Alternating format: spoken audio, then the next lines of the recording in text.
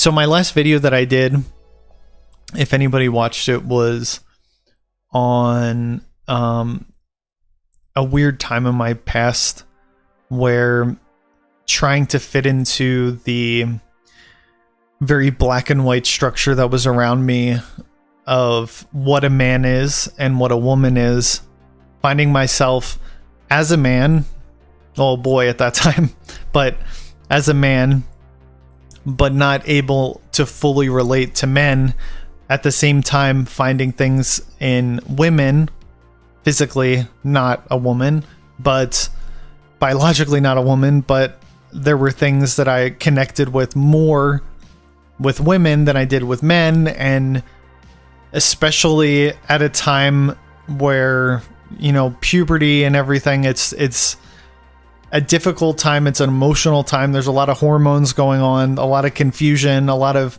feeling uncomfortable with the changes that are happening in your body, and so all of that added on to what I was experiencing with my attraction to men and all of that, and trying to be a man, trying to imitate these men in my life, but not connecting with them. You know, looking at a lot of the news and the debates between more liberals and conservatives around the transgender issue, I sympathize so much with the people who are kind of stuck in the middle, who are trying to figure out who they are, trying to figure out what's best for them, feeling a certain way, and then being told by one side that you need to do this to be happy, and then the other side saying don't do that to be happy. And you know, for each of those sides, it's black and white. Like, this is what you need to say. This is how you need to act if you're on our side. And then the people in the middle who don't fit into either one of those sides, you know, what do you feel the pressure of the conservatives? Maybe the person has parents or that type of structure around them, and they want to follow that, or they feel more comfortable in that, or they think that's the right way, but what they're experiencing doesn't fit into that structure. Or society at large, where it seems like if you watch videos and read articles and the movies and the TV shows, that there's a certain behavior that you should have if you're on that team. And for them, there is a behavior, there is a to be happy, you need to transition. And I know that's watering it down, because a lot of every individual commentator or journalist or YouTuber or whatever, they have nuance between them, but there's a general line, there's a general narrative. Of course, if you say anything against what they say, then you're considered anti 100%. The transgenderism, or the people, you're against transgender people if you have any opinion that's outside of that narrative. Anyway, I made a video about it. I don't know if anyone saw it, but it was really awkward to make the video. Like, I realized that there was a connection that I had with all of these videos and articles that I've read, and the sympathy that I was feeling towards transgender people. And it wasn't until recently that I thought, like, oh shoot, like back in that time, in that between 10 and 13, 14, I was really confused and unable to, I was just uncomfortable with myself, in my skin, being a man, but not feeling like a man. not being able to connect with my male friends when they were talking about girls, connecting more with women, and not really knowing what to do with that. And the whole video is, would I have transitioned if that was an option for me? I'm happy I didn't, because now, I'm very comfortable with who I am and being a gay man, but would I have? And I wonder how many people are kind of stuck in a situation where they think that maybe that is the option when they're just like I was, where they just needed to get over the hump that a lot of people have to get over through puberty and everything, just trying to figure out who they are. But the society just crams things into our heads that there is a certain way of behaving.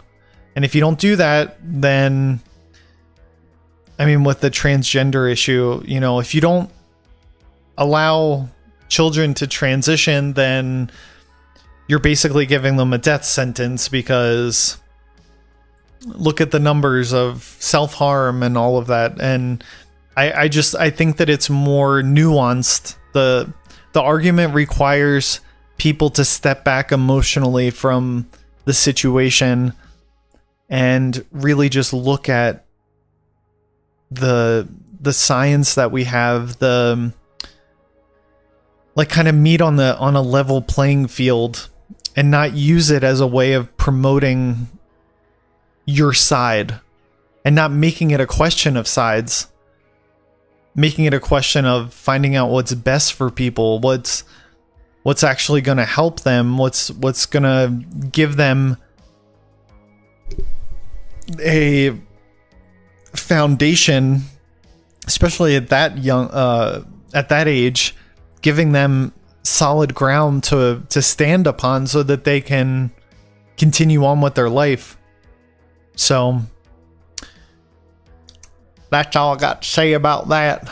No, it's not all I got to say about that, because what kind of sparked this idea for me was a video that I saw from Blaire White, and she's a trans woman, and she has a conservative bend politically, not in a lot of other ways. She just seems like just an individual with opinions, and people put her in boxes like they like to.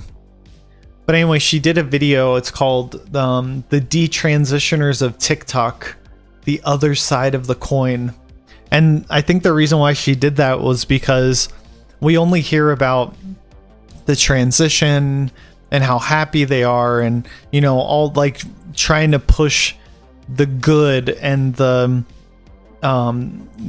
good results of doing that. And for so long, there's been this other thing happening where people transition, and then they realize that the reason that they transition either doesn't exist, or they were deceived or manipulated or convinced that it would do something that it didn't do, and they detransition, which is really, like, imagine all that you have to do to transition in the first place. Imagine, not even like you got to take it individually, the changes, but also in your little social circle, that you're changing your name, who you are, how you act. Or for some people, I guess they have become more comfortable and they kind of change the way they act, but it changes how other people perceive them, and how the parents are like, okay, now we're like, they have to like I don't want to say like reprogram, but like they have to set a new standard or see things differently. And then after all of that, then you're transitioning back, and then all of those, everything, because it's not just like anything in life. You do something and there's consequences, good and bad. but there are consequences. Like, you know, you don't go to the gym and you eat McDonald's every day for 6 months, and then you decide, oh no, I want to stop. It's like, well, all right, that's great. You know, it's good to make changes in your life and all of that. I'm not comparing transitioning to being unhealthy, but you made that choice, and now that you've decided to go back, great. But you have a lot of health issues now that you're going to be dealing with as you're trying to get healthy again. And similar consequences happen, not just physically, but mentally, emotionally, socially, everything with someone. And now they're going backwards, and it's not even backwards, it's forwards, but you know, back trying to get back to where they were, which is impossible. You can't go back to where you were. But those stories are not popular. People don't hear about. I mean, I can't even imagine my family hearing one story about someone who transitioned, period, or meeting someone just from their environment and their circle, and to hear about people transitioning and then going back. Well, going forward, but going back blows your mind. And those stories, those people who did that, they were kind of hush hush, you know, like, we're not going to promote them, we're not even going to look at them, we're not going to talk about them, because that's revealing the other side of the coin. As Blaire White put in her title, she's had other videos actually interviewing detransitioners because no one else is doing that. Luckily, they're becoming more and more popular. People are more and more interested to hear their story, because I don't think people even thought about that possibility. And in fact, it's more common than people think for people to transition and then detransition. That is Blaire White's. So here's the title: Detransitioners of TikTok, the Other Side of the Coin. So we'll just look at some of this. So she's looking at different TikTok videos, but just listen to the way that she talks, how she presents the different topics, because I really appreciate, I mean, she has her personality, her internet personality, you know, she plays into that. So, you know, when you're online, a lot of people put on a character, and, you know, okay, that's fine. But just listen to the way that she talks, because it's really honest. And then we'll look at someone who is on the other side and who has criticized Blaire White, and we'll see the way that they talk and kind of their approach to things, which is more personal attacks. But, well, we'll see. Let me turn down this. So we're going to hear a lot of very thank you. We're going to hear a lot of very honest, a lot of honest comments about, I mean, you know, I feel like on the internet, people are always talking about, oh, we need to focus on being authentic and honest and being ourselves. And, you know, and then you realize that people are just playing into different narratives just because that's how you get followers. That's how you get friends. That's how you get subscribers. That's how you feel like you're somebody. Like, what's the word that I'm trying to get? That people accept you. Was so heavily censored. I mean, I know that oftentimes people will use this topic as sort of ammunition. Like, look, that person detransitioned. That means transitioning is always a flop. It's not true. You know, nothing in life is black and white, she's going to say. Life is ever that black and white. So I think the expectation that a topic as complicated and as intensely human as being transgender or transitioning should be black and white. It's almost like, you know, when people look at clouds it's almost like their brain has to impose a shape upon it, even though it's a cloud. And, it doesn't, you can say that it resembles something.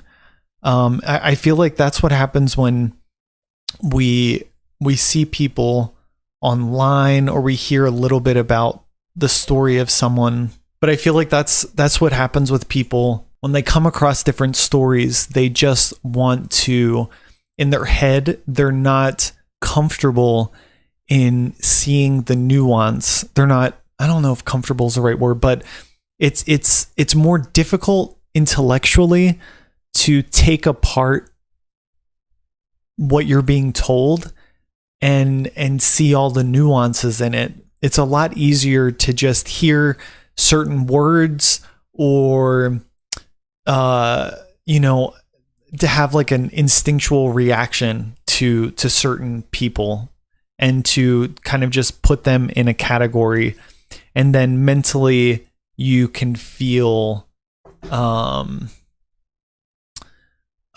you can rest easy because you've figured it out. And so people who like I said before, who just say, oh, well, the reason why you had problems in religion is because you were scrupulous. It's like, okay, maybe they heard certain things that I said, and then they've heard the term scrupulous. Maybe they are scrupulous themselves. Maybe it was explained to them in a certain way. Who knows? But they hear certain ideas that may coincide with that other idea, and instead of trying to get a more full picture, they just say, oh, I know, stamp, this guy was scrupulous. And then now I don't have to think any longer. I don't have to worry about trying to understand, because I have it. I got it. I understand. Bam. Like, how many people with Blaire White here, transsexual, trans woman, how many people just automatically like, oh, she's probably pro this and liberal and blah, blah, blah. And, just from knowing that she's trans, and then, all right. I mean, it doesn't really matter. I mean, go on with your life, do your thing.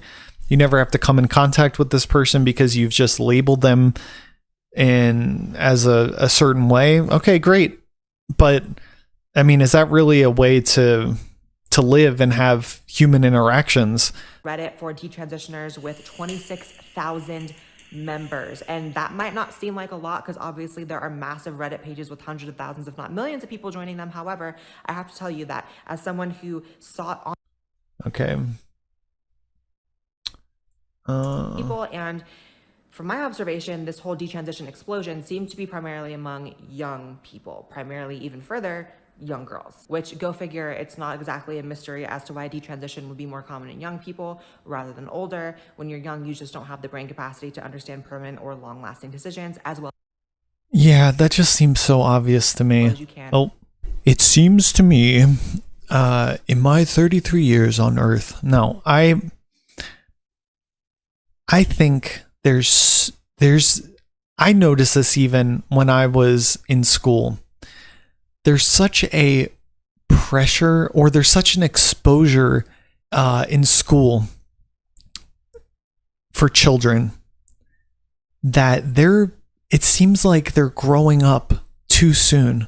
Like they're exposed to too much when they're younger, and like they're losing out on childhood. They're losing out on being an innocent child and enjoying life and being happy. I know that some situations are just difficult, and those children have a different way of, that was their way of growing up. But that's a particular circumstance in a particular household with particular parents in a family, whatever.